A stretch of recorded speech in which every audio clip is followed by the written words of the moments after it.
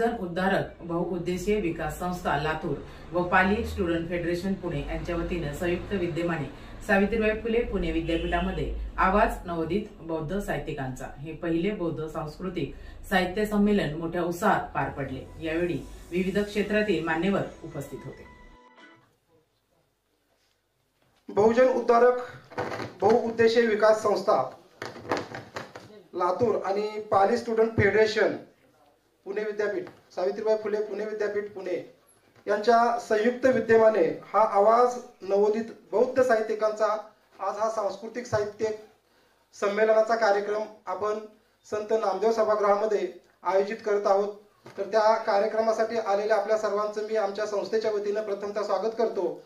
वंदितो तथागता वंदितो मे भदंता वंदितो सत्यवाणी वंदितो प्रज्ञावंता वंदितो धम्म ग्रंथा करुणेचा महंता सजीव सृष्टीच्या कल्याणाची जा चिंता अशा त्या कृपाळू अनंता मजला तथागता तव छंद आहे तव संग सहवासात आनंद आहे। या ठिकाणी आदर्शांचे पूजन या ठिकाणी होत आहे।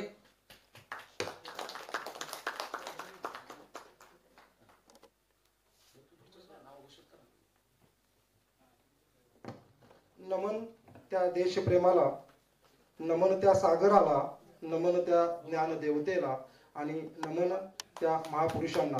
या उक्तीप्रमाणे महापुरुष असतील त्या सर्वांच्या प्रतिमेचं पूजन मान्यवरांच्या हस्ते इथं संपन्न होत आहे। जय भीम।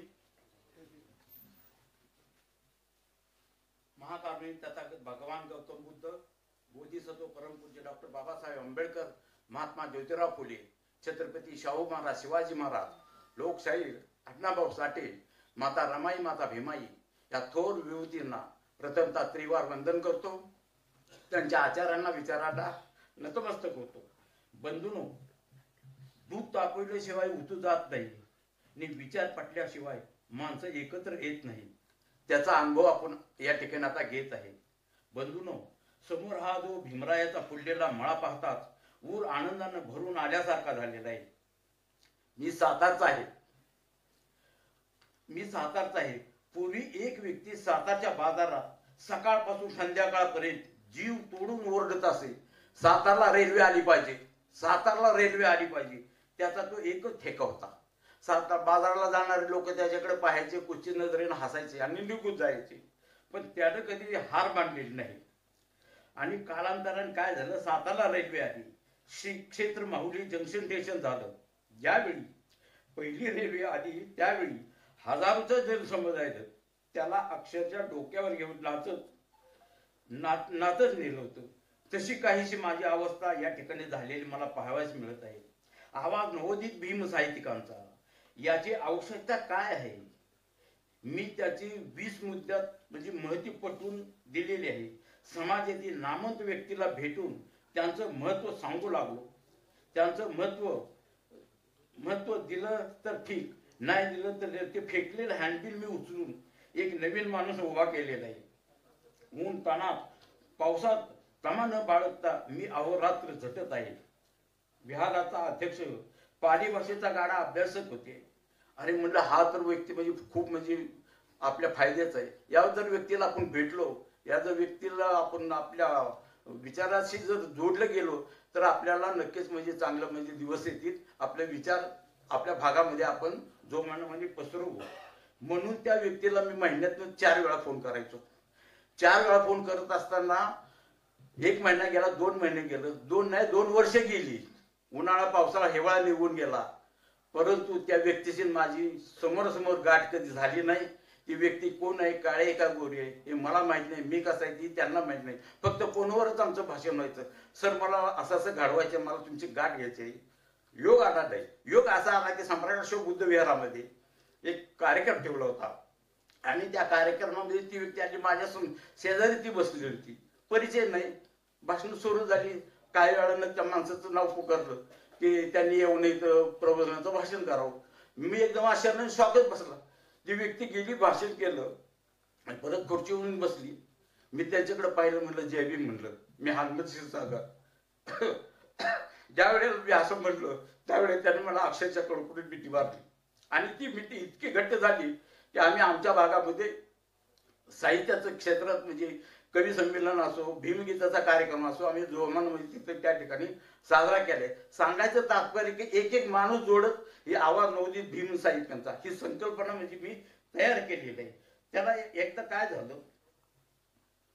जयकर गायकवाडांचे त्यांचं बालगंधर्वाला की नाटक झालं. आम्ही बौद्ध झालो. नाटक सगळं हाऊसफुल झालं. लोकांवर फार इफेक्ट झाला. मला तो खूप आनंद झाला. त्यांचा मोबाईल नंबर मी मागून घेतला, त्यांच्याशी संभाषण केलं, पण समाधान होईना. म्हणून मी हडसरला राहतो. हडसरवरून मी युनिव्हर्सिटीमध्ये आलो. त्यांचा काय परिचय नाही, काहीच नाही. फोनवरच नुसती बात. आल्यानंतर त्यांना प्रत्यक्षात भेटलो, गाळाभेट झाली आणि त्यांनाही माझं पॅम्पलेट दिलं. त्यांना सांगितलं, सर असं असं आपल्याला घडवायचं, असं असं आपल्याला करायचं आहे. त्याला ते तयार झाले. ते म्हणजे काय नाही सर, आपण असं करूया, आपण पहिलं कवी संमेलन ठेवूया. म्हणजे काय हरकत नाही म्हणलं, ठेवा म्हणलं. कवी संमेलन ठेवायची तयारी झाली. परंतु रिस्पॉन्स हा इतका जबरदस्त मिळाला की पहिले 2018 साली याच हॉलमध्ये याच ठिकाणी पहिलं साहित्य संमेलन पार पडलेले. सर्वांना मैत्रीपूर्ण जय भीम, नमो बुद्धाय.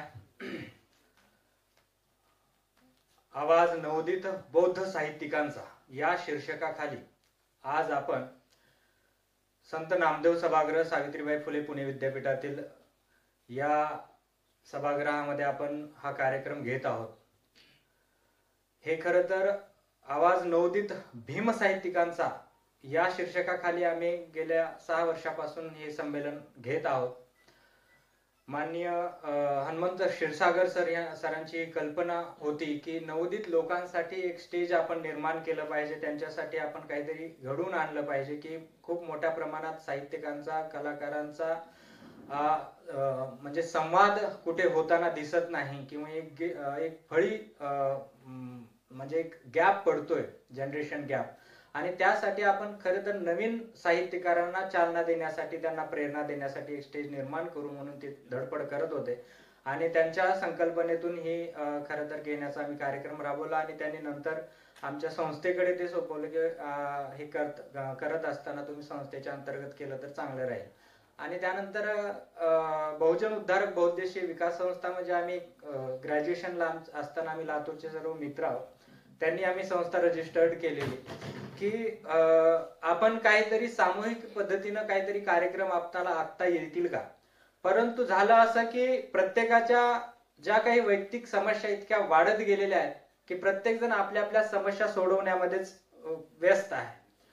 आणि आता तर म्हणजे वैचारिक काहीतरी कार्यक्रम घेणं म्हणजे खूपच म्हणजे अडचणीचं किंवा खूप मोठं एक समस्या निर्माण झालेली आहे. कारण विद्यापीठ असो किंवा कुठलंही वातावरण फक्त महोत्सव साजरा करणं किंवा एक सांस्कृतिक कार्यक्रम किंवा गीतांचे किंवा नृत्यांचे कार्यक्रम असे कार्यक्रम केल्यानंतरच आपल्याला तिथं गर्दी बघायला भेटते.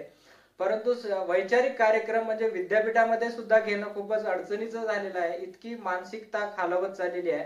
हा नेमकं वाचक किंवा विद्यार्थी यांच्यामधला आणि विचारवंत यांच्यामधला एक विसंवाद कशामुळे होतो, याला कोण जबाबदार आहेत, खरं तरी चिंतनाची बाब आहे. आणि त्यालाच आपण कुठेतरी भरून काढण्यासाठी म्हणून असा कार्यक्रम विद्यापीठामध्येच आपण घेऊया असं ठरवून आम्ही या पण कार्यक्रमाचं आयोजन केलेलं आहे. या कार्यक्रमासाठी प्रमुख पाहुणे म्हणून खरं तर महत्वाचे जे आपले आजच्या कार्यक्रमाचं बीज भाषण म्हणून आपण त्यांना बोलवलेलं आहे, माननीय उत्तम कांबळे सर.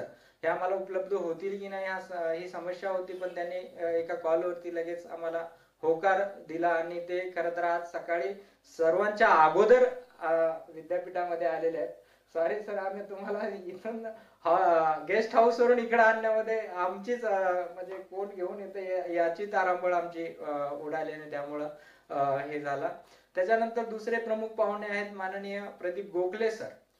बौद्ध विचारामध्ये खऱ्या अर्थानं आम्ही डॉक्टर बाबासाहेब आंबेडकरांच्या अनुकरणातून बौद्ध धर्म स्वीकारलेली लोक आहोत किंवा एक आई वडील किंवा आमची कम्युनिटी एक बौद्ध धम्माचं अनुसरण करते, त्रिशरण पंचशील लहानपणापासून कानावरती पडतंय, परंतु खऱ्या अर्थानं विचारातून आणि अभ्यासातून प्रभावित होऊन बौद्ध धम्माकडे आकर्षित होणारे एक व्यक्तिमत्व म्हणजे माननीय प्रदीप गोखले सर आहे. आणि त्यांना आपण या कार्यक्रमासाठी प्रमुख पाहुणे म्हणून बोलवलं पाहिजे. त्यांची ख्याती जगभर पसरलेली आहे. त्यांच्या वेगळ्या ओळखीची खरं तर तुम्हाला काही आवश्यकता नाहीये. प्रदीप गोखले सर म्हणलं तर तत्वज्ञान विभागामध्ये, तत्वज्ञानाच्या क्षेत्रामध्ये आज जगभर त्यांचं नाव प्रसिद्ध झालेलं आहे. असं एक व्यक्तिमत्व आपल्या इतकं साध्या रूपानं आपल्या सभागृहामध्ये सगळ्यांच्या अगोदर येऊन बसलेले आहेत.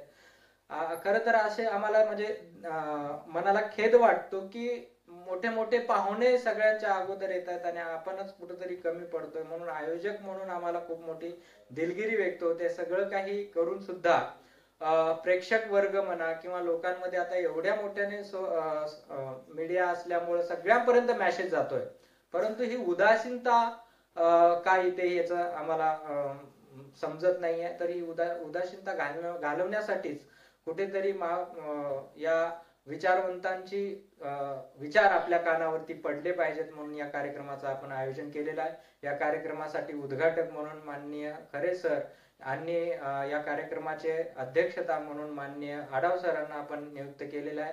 हे खऱ्या अर्थानं आमच्या कार्यक्रमाचे म्हणा किंवा विद्यापीठामधील सर्व विद्यार्थ्यांचे एक आधारस्तंभ राहिलेले आहेत. आणि विद्यापीठामध्ये जे काही कार्यक्रम किंवा ज्या काही ऍक्टिव्हिटी करायच्या आम्ही यांच्या ह्या खिमतीवर करत असतो.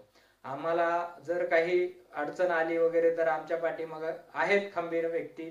या विश्वासानं आम्ही सरळ आमच्या आंदोलन असेल, मोर्चा असेल, वेगवेगळ्या ज्या काही ऍक्टिव्हिटी असतील त्या पुढे आम्ही हिमतीनं चालवत असतो. त्यासाठी या दोघांनी मान्यवरांचे मी आणि सर्व पाहुणे मंडळींचे आभार मानतो. या कार्यक्रमानंतर लागलीच आपलं दुसरं सत्र जे आहे चर्चा सत्र, त्याच्यामध्ये बौद्ध संस्कृती, बौद्ध तत्वज्ञान आणि बौद्ध साहित्याचा इतिहास आणि बौद्ध साहित्य व समाज या विषयावरती चर्चा करण्यासाठी माननीय बहिलुमे सर आलेले आहेत, माननीय रितेश सर आलेले आहेत, संजय कांबळे सर आलेले आहेत.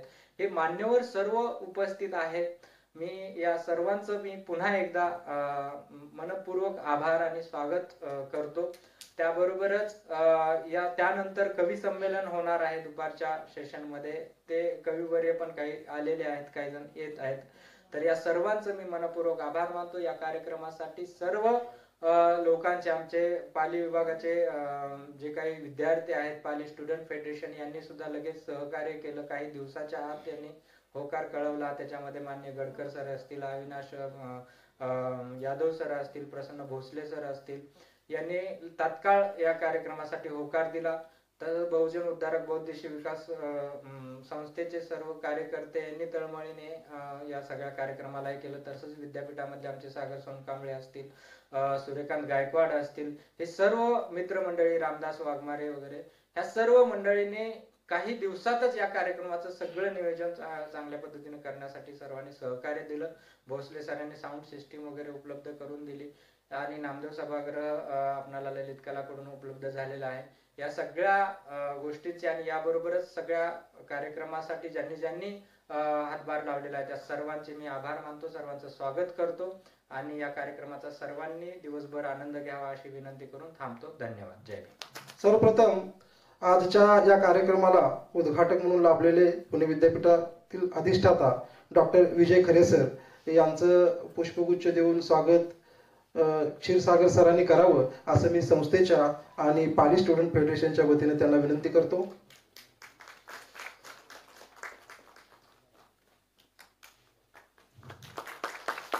खरे सरांचं स्वागत इथं होत आहे. यानंतर आजच्या कार्यक्रमाला प्रमुख पाहुणे म्हणून लाभलेले डॉक्टर प्रदीप गोखले सर यांचं देखील पुष्पगुच्छ देऊन संस्थेच्या वतीने स्वागत गडकर सर, अभिजित गडकर सर यांना मी विनंती करतो की त्यांनी पुष्पगुच्छ देऊन गोखले सरांचं स्वागत करायचं आहे. गोखले सरांचं स्वागत गडकर सरांच्या हस्ते इथं होत आहे. यानंतर आजच्या कार्यक्रमासाठी बीज भाषण म्हणून लाभलेले मान्य उत्तमराव कांबळे साहेब यांचं देखील स्वागत आमच्या संस्थेचे अध्यक्ष श्री दयानंद काळे सर आणि पूर्ण संस्थेचे सर्वच इथं उपस्थित असलेले संचालक मंडळ त्यांना विचार मंचावर मी येण्याची विनंती करतो. या सर्वांच्याच हस्ते मान्य उत्तमराव कांबळे सरांचं स्वागत इथं होत आहे.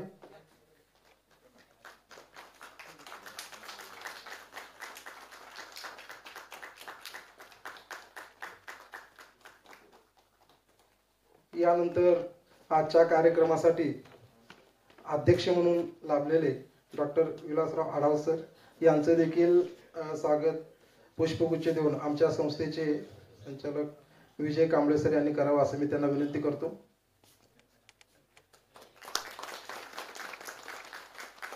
यानंतर धन्यवाद कांबळे सर.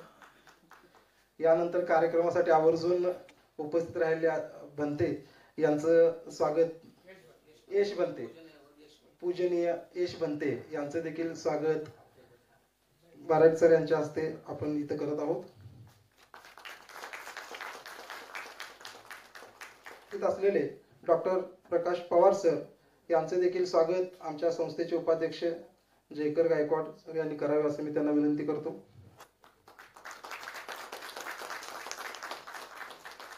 यानंतर आमच्या या कार्यक्रमासाठी आज उपस्थित असलेले डॉक्टर राजाभाऊ बैलोमे सर यांचे देखील पुष्पगुच्छ देऊन स्वागत विजयकुमार कांबळे सरांनी करावं असं मी त्यांना विनंती करतो.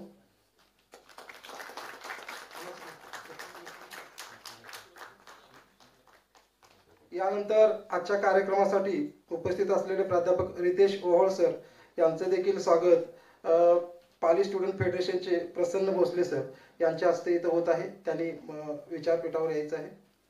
संजय कांबळे सर आले असतील तर त्यांनी विचार मंचावर यायचं आहे. यानंतर प्राध्यापक संजय कुमार कांबळे सर यांचे पुष्पगुच्छ देऊन स्वागत आमच्या संस्थेचे संचालक समाधान सर्वदे सर यांनी करावे असं मी त्यांना विनंती करतो.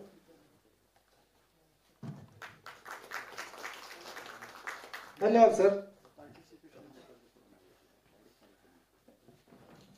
यानंतर या साहित्य संमेलनाला उद्घाटक म्हणून आपल्याला पुणे विद्यापीठातले अधिष्ठाता डॉक्टर विजय खरे सर इथं उपस्थित आहेत. मी खरे सरांना विनंती करतो की त्यांनी उद्घाटनीय भाषण विचार आपल्या समोर व्यक्त करावेत. सर्वांना सर्वप्रथम जय भीम. सर्व महामानवांना अभिवादन करून या ठिकाणी बहुजन उद्धारक बहुउद्देशीय विकास संस्था लातूर आणि Pali student association Pali student federation यांच्या संयुक्त विद्यमाने आवाज नवोदित बौद्ध साहित्यिकांचा सांस्कृतिक साहित्य संमेलन या संमेलनाचे आजचे प्रमुख आमचे मित्र डॉक्टर विलास आढाव, त्याची या उद्घाटनाच्या चर्चासत्राचे अध्यक्ष डॉक्टर विलास आढाव, ज्यांच्या भाषणासाठी आपण खरं तर जमलेलो आहोत, जे बीज भाषण देणार आहेत ते आमचे मार्गदर्शक आणि ज्येष्ठ साहित्यिक आदरणीय उत्तमरावजी कांबळे. या मंचावर असलेले आमचे मार्गदर्शक आदरणीय प्राध्यापक प्रदीप गोखलेजी. नुकतंच आपल्याला ज्यांनी स्वागतापर जे भाषण केलं ते हनुमंतराव क्षीरसागर. त्याचबरोबर सभागृहात आमचे ज्येष्ठ मित्र प्राध्यापक प्रकाश पवार, राजाभाऊ बैलुमे. त्याचबरोबर या सभागृहात विविध मान्यवर उपस्थित आहेत, विशेषतः नवोदित लेखकांपैकी संजय कुमार कांबळे, रितेश ओहाळ आणि इतर सर्व मान्यवरांनी. खरं म्हणजे अशा पद्धतीचं हे साहित्य संमेलन किंवा सांस्कृतिक साहित्य संमेलन होईल अशी अपेक्षा जस्ट आमच्या धावती भेटीवर जयकरांनी सांगितलं की सर असं असं आहे आणि तुम्हाला यावं लागेल. खरं म्हणजे आजचं आमचं शेड्यूल सर्व वेगळं होतं. मी म्हटलं मी जर इथे असेल तर निश्चितच येईल. दोन गोष्टीसाठी मला यांचं कौतुक करावं असं वाटतं. एक, लातूर सारखी संस्था जी सावित्रीबाई फुले पुणे विद्यापीठात विद्यार्थ्यांच्या सहकार्याने गेली 5 ते 6 वर्ष सातत्याने हे साहित्य संमेलन घेत आहे, त्याबद्दल आपण सर्वांचं त्यांचं टाळ्यावरून स्वागत करावं. काही जयकरनी आणि इतर हनुमंतरावांनी सांगितलं की इथे संख्या कमी आहे आणि संख्या कमी होण्याची वेगवेगळी कारण आहेत. खरं म्हणजे हा नकारात्मक बाब आहे असं अजिबात नाहीये. जर तुम्हाला नीट सर्वात जर जगाचा आणि भारताचा जर संपूर्ण आढावा घेतला तर असं दिसेल की खऱ्या अर्थाने आंबेडकरी चळवळी अजून जोमात सुरू आहे. नुकतंच अमेरिकेमध्ये अनफिनिश अजेंडा गेल्या 4 वर्षापासून 4 ते 5 वर्षापासून ब्रांडाईज युनिव्हर्सिटीमध्ये आपण चर्चासत्र घेतो. खरं तर यावर्षी मलाही जाता नाही आलं. मागील वर्षी मी 2 वर्षापूर्वी तिथे होतो. जगभरात बाबासाहेब आंबेडकरांच्या आणि पाली आणि बौद्ध धर्माविषयी ज्या पद्धतीने संशोधन सुरू आहे असं कुठेही एवढ्या युवकांनी आणि नवीन लेखकांनी ज्या पद्धतीने मांडणी करतायत ते तुम्हाला त्या ठिकाणी दिसते. आणि म्हणून मला असं वाटतं की मॅरीलँडमध्ये जो पुतळा बाबासाहेबांचा उभा राहिला तो एक ऐतिहासिक दृष्टिकोन आहे. नुकतंच त्या ठिकाणी एक बाबासाहेब आंबेडकरांवर एक चित्रपट येतो आहे आणि तो चित्रपट लिहिणारा जो जे काम करणारा जो व्यक्ती आहे तो JNUचा विद्यार्थी आहे. त्याचं नाव गौरव पठाणे. आपल्याकडे असं आंबेडकर स्टडीजमध्ये येऊन गेलेत आणि अतिशय नवीन जे लेखक आहेत त्यांनी जगभर बाबासाहेब आंबेडकरांचा आणि बौद्ध धर्माचा आणि त्या अनुषंगाने विचार करण्याचा एक मार्ग केलेला आहे आणि आपण ते मार्गदर्शन त्यांचंही घेत आहोत. दुसरं एक सर्वात महत्वाचं आहे की आपल्यामधील मला नेहमी खंत आहे की एखादा कवी आला आणि एखादी कविता केली. खरं तर मराठीचे प्राध्यापक आहेत या ठिकाणी राजाभाऊंना माझी विनंती आहे की तुम्ही मराठीच्या प्राध्यापकाने विशेषतः तुमच्या बोर्ड ऑफ स्टडीज मध्ये असं म्हटलं पाहिजे की कवी नेमकं कोणाला म्हणायचं, साहित्यिक कोणाला नेमकं म्हणाल, विचारवंत म्हणजे कोणाला म्हटलं पाहिजे. इथे सर्वच कवी, सर्वच साहित्यिक आहेत, सर्वच विचारवंत आहेत, सर्वच समाज सुधारक आहेत, सर्वच चळवळीतले कार्यकर्ते, सर्वांनाच धर्माचं काम करायचे आणि त्याच्यामुळे जो आपल्यामध्ये जे द्वंद्व निर्माण होते आम्ही नेमकं काय केलं पाहिजे, नवोदित लेखकांनी नेमकं काय केलं पाहिजे, नवोदित लेखकांनी नेमकं काय लिहिलं पाहिजे, नवोदित लेखक म्हणजे नेमकं काय आहे याची काहीतरी आपली एक रूपरेषा ठरवली पाहिजे आणि मग त्या पद्धतीने त्याच्यावर लिखाण केलं पाहिजे. दुर्दैवाने तसं होत नाही.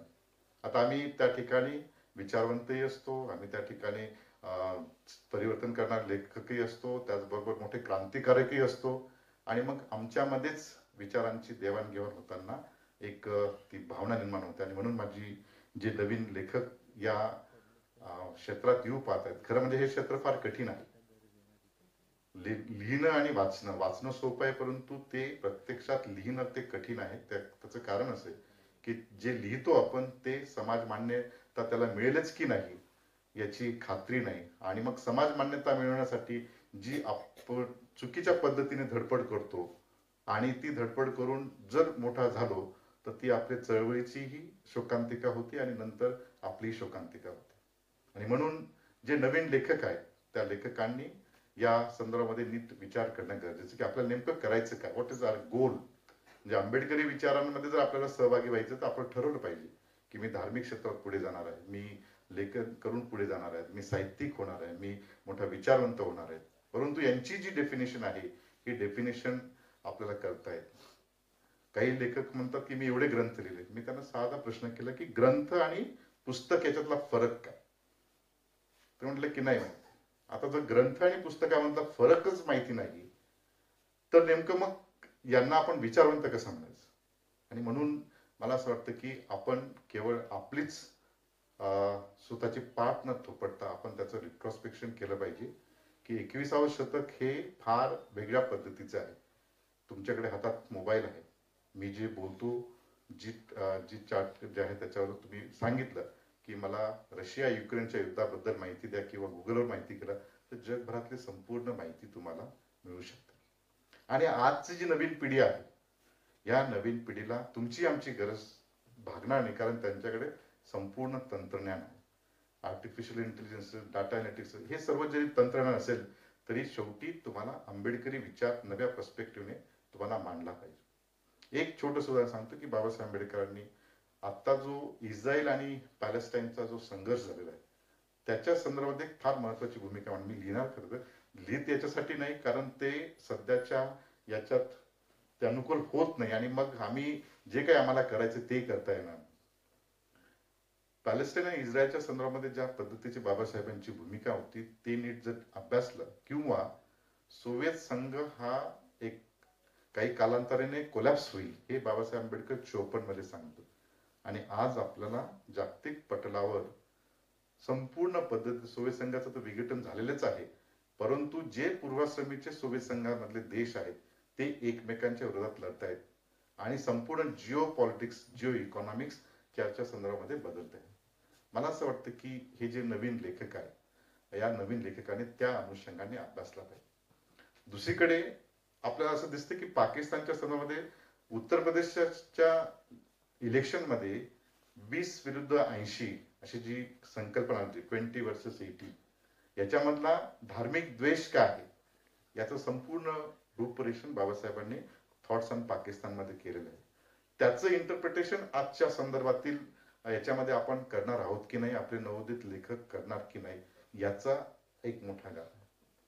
तिसरा सर्वात प्रश्न महत्वाचा, युनिफॉर्म सिव्हिल कोड जो आहे, ज्याच्याविषयी संपूर्ण भारत आता चर्चा करते, किंवा एक वन नेशन वन इलेक्शन याच्यामधलं जे संकलन बाबासाहेब आंबेडकरांचं युनियन ऑफ स्टेटची जी संकल्पना आहे, म्हणजे ज्या पद्धतीने अमेरिकन 50 राज्य आहेत, 50 राज्यांची वेगवेगळी घटना आहे आणि 50 राज्यांची वेगवेगळी न्याय व्यवस्था आहे आणि फेडरल गव्हर्नमेंट आहे, परंतु बाबासाहेबांनी आपल्याला युनियन ऑफ स्टेट दिलेलं आहे. त्याचं नेमकं आज रिलेव्हन्स काय? मला असं वाटतं की हे संपूर्ण विषय आपल्या जीवना मरणाचे जे प्रश्न आहेत त्याच्यावर लिखाण झालं पाहिजे, धार्मिक बाबतीवर लिखाण पाहिजे. धम्माचं जे आहे, या धम्माचं नेमकं करायचं काय? तुम्ही जर जपानला गेलात तर जपानला शिंतो मंदिरामध्ये साकी दिली जाते प्रसाद म्हणून, आणि ती साकी म्हणजे काय? ती इकडची वाईन आहे. आता तुम्ही कसं त्याचं कनेक्ट करणार? तुम्ही व्हिएतनाम मध्ये गेलात तर व्हिएतनाम मधल्या बुद्धाचं संपूर्ण बौद्ध धर्माची संकल्पना वेगळी आहे, श्रीलंकेमधली संकल्पना वेगळी आहे, आणि आम्हाला जो सोर्स ऑफ स्ट्रेंथ जो आहे तो बुद्धायनिज धम्मा आहे. मग या बुद्धायनिज धम्माचं इंटरप्रिटेशन करत असताना 22 प्रतिज्ञा घेऊन जर तुम्ही विद्यापीठात जर कार्यक्रम करायचा म्हटला तर आम्ही करू शकतो का? 22 प्रतिज्ञांचं नेमकं काय करायचं? राजकारण करू शकतो का? धर्मकारण करू शकतो का? अर्थकारण करू शकतो का? सामाजिक परिवर्तन करू शकतो का? बुद्धायनिज धम्माचं ऍप्लिकेशन आजच्या या नवोदित लेखकांनी कसं लावायचं? मला असं वाटतं की हे जे प्रश्न आहेत, या प्रश्नाच्या संदर्भामध्ये आपली नेमकी नवोदित लेखकांनी भूमिका नीट मांडली पाहिजे. एक कार्यक्रम घेणं, सोशल मीडियावर त्याचं फ्लॅश होणं आणि सोशल मीडियाद्वारे एक मोठा वक्ता होणं किंवा त्याचं उद्बोधन करणं हा वेगळा भाग, त्याचीही गरज आहे. शेवटी तुम्हाला स्वतःचे अस्तित्व जर निर्माण करायचं असेल तर तुम्हाला जे बदल आहेत ते बदल घेतलेच पाहिजे, परंतु ते करत असताना आपण नेमकं काय करणार? जीवनाचं जे काही आपल्याला 70-80 वर्ष, साधारणतः आपण 80 वर्षाचं जर लाईफ स्पॅन मिळालं त्याच्यापैकी 30-40 वर्ष आपली संपलेली आहे. उरलेला जो वेळ आहे तो आपण नेमका सामाजिक कार्यासाठी कसा देणार आहोत, वैचारिक प्रबोधनासाठी किती वेळ देणार आहोत, सांस्कृतिक याच्यासाठी काय नेमकं काय देणार आहोत, याचं नियोजन, याचं मॅनेजमेंट जोपर्यंत करत नाही तोपर्यंत खऱ्या अर्थाने आपण आंबेडकरी विचार हा पुढे नेऊ शकत. आणि मला असं वाटतं की आज आपल्याकडे साधन आहेत. जयकडने जरी म्हटलं असेल की या सभागृहात कमी लोक आहेत, मला असं वाटतं संख्येपेक्षा लोक कोण आहेत आणि ते नेमके त्यांचा उद्देश काय हे फार महत्वाचं आहे. आपण जरी लोक कमी असतील तरी आपण जे आता रेकॉर्ड करतोय हे रेकॉर्ड करून अजून अधिक 10 लाख लोकांपर्यंत युट्यूबवर टाकलं तर जाऊ शकतो, तो प्रश्न नाही. प्रश्न असा की आपण याचा उद्देश, याची रूपरेषा आपण कशा पद्धतीने पुढे जाणार याचं या ठिकाणी भान असणं गरजेचं आहे. मला विनंती आहे की आपण ज्या पद्धतीने तुम्ही त्याला बौद्ध साहित्यिक म्हणा, भीम साहित्यिक म्हणा, अजून काहीतरी शब्द द्या, परंतु आपला जो मूळ गाभा आहे, बाबासाहेबांचे जे विचार आहेत ते विचार आपण कशा पद्धतीने जागतिक पटलावर नेऊ हा आपला एक मुख्य उद्देश असला पाहिजे. मला सांगावं नेहमी असं वाटतं की आपण बरेचसे प्रयत्न करतोय. म्हणजे मी 2006 पासून बाबासाहेब आंबेडकर स्टडी सेंटरच्या माध्यमातून जे शक्य याच सभागृहात जवळपास 100 पेक्षा जास्त आपण संमेलनं, त्याचबरोबर व्याख्यानं आणि बरंच काय काय घेतलेलं आहे. रावसाहेब कसबे सर्व तुम्हाला सर्वांना ज्ञात आहे. शेवटी आउटपुट जर विचार केला तर आउटपुटचं अनालिसिस करत असताना प्रत्येक गोष्टीच नकारात्मक बाब येते. म्हणजे या ठिकाणी आपण बोलतो पण त्याचं डिसिमिनेशन जे आहे प्रॅक्टिकली होत नाही. आणि म्हणून आपले नवे फॉर्म्स बदलले पाहिजेत, नवी परिस्थितीनुसार नवे बदललं पाहिजे. आम्ही एक छोटासा कार्यक्रम एक प्रयोग केला की त्या विभागाचं पहिल्यांदा स्टॅट्युटरी डिपार्टमेंट्स केलं. मी एवढा प्रचंड त्याच्यात 2006 पासून तर 2024 आहे की त्याला एक इन्स्टिट्यूशनल बिल्डर ज्याला म्हणतो, इन्स्टिट्यूशन बिल्डअप कसं करायचं तशा पद्धती त्याला एक पहिल्यांदा डीन ची संधी मिळाली आणि मी त्याला एक अधिकृत संविधानिक डिपार्टमेंट त्याला दिला. त्याचबरोबर विभागाकडनं ते एक पद निर्माण केलं, एक पोझिशन. आणि आता सुरुवातीला आम्ही पीजी डिप्लोमा सुरू केला, post graduate diploma Babasaheb Ambedkar national security. आणि मला आता सांगायचं वाटतं की गेल्या 2 वर्षापासून आपण MA in Ambedkar thoughts and national security असा कोर्स सुरू केला, MA social and public policy असा सुरू केला. आणि नवीन एज्युकेशन धोरणाचा विचार करता आता जर आपल्याला खऱ्या अर्थाने आंबेडकरी चळवळ पुढे न्यायची असेल तर आपल्याला जी 12वी नंतर मुलं याकडे येऊ इच्छितात त्यांच्यासाठी पहिल्यांदा भारतातला मी कोर्स सुरू केला आहे, MSc fire integrated MSc in Ambedkar thoughts and national security. पुढच्या वर्षापासून आपण तो सुरू करतोय. आणि त्याचबरोबर MSc इन आंबेडकर स्टडीज असा जो कोर्स नाव आहे आंबेडकर थॉट, हा पहिला कोर्स आहे. तो 12वीच्या विद्यार्थ्यांनंतर तो सुरू केला. आणि MA fire integrated MA in social and public policy. मला असं वाटतं की आपण काळ आणि वेळेप्रमाणे बदललं पाहिजे. आणि बाबासाहेबांनी सांगितलं की जी व्यक्ती काळ आणि वेळेप्रमाणे स्वतःमध्ये बदल करणार नाही त्या व्यक्तीला आपण गाढवाचा गुणधर्म आत्मसात करणारे म्हटले पाहिजे. आणि जी व्यक्ती काळ आणि वेळेनुसार आपल्यामध्ये बदल करेल तीच व्यक्ती समाजासाठी उपयुक्त आहे. आणि म्हणून आम्ही आता नवीन एज्युकेशन पॉलिसीनुसार विद्यापीठातले पदव्युत्तर अभ्यासक्रम हे बदलणार आहेत. म्हणजे 4 वर्ष कॉलेजमध्येच तो राहून MA करणार आहे आणि पुढच्या 5 वर्षानंतर इथे MA ला विद्यार्थीच मिळणार नाही.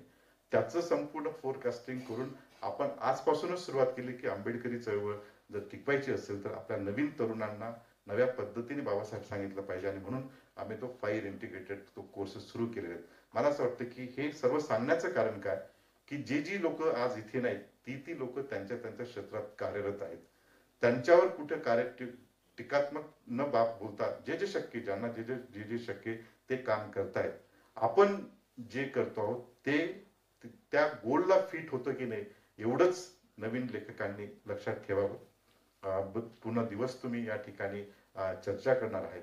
थोडं चर्चा करत असताना आपली चळवळ, आपलं राजकारण, आज आपण कुठे आहोत आणि पुढच्या 20 वर्षानंतर कुठे असणार याचं फोरकास्टिंग व्हावं. खरं म्हणजे आज आमची सिनेटची मीटिंग आहे सर. मी तुम्हाला सांगितलं की शक्यच होणार नाही मला, परंतु एक जयकरांचं आणि संपूर्ण यांचं जर मी आलो नसतो तर परत अजून वेगळ्या पद्धतीने चर्चा झाली असते. म्हणजे ही आपली शोकांतिका आहे.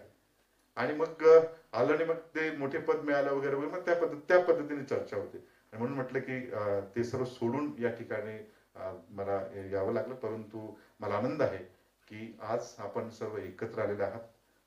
एकत्र येऊन जे विचारमंथन होतं आणि आयसोलेशन मध्ये जे विचारमंथन होतं याच्यातला फार मोठा फरक आहे. तो फरक तुम्हाला आज दिसेलच.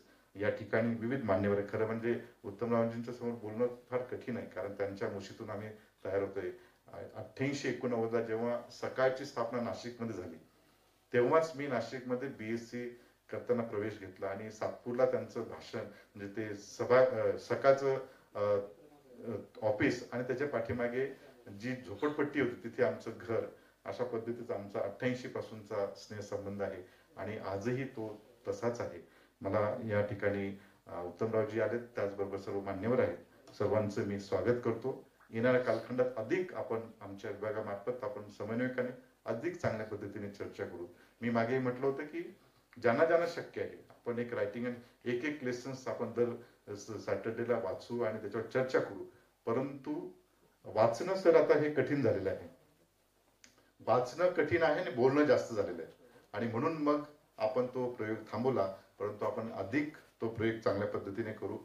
जे शक्य आहे विद्यापीठाच्या मार्फत ते निश्चितच मी आपल्या त्या ठिकाणी सपोर्ट करेन आणि माझ्या सर्वांना आपल्याला शुभेच्छा आहेत। या ठिकाणी पुन्हा एकदा मान्यवरांचं मी या आयोजकांच्या वतीने स्वागत करतो आणि तुमचंही विद्यापीठाच्या प्रांगणात मी स्वागत करतो आणि थांबतो। जय भीम, जय भारत।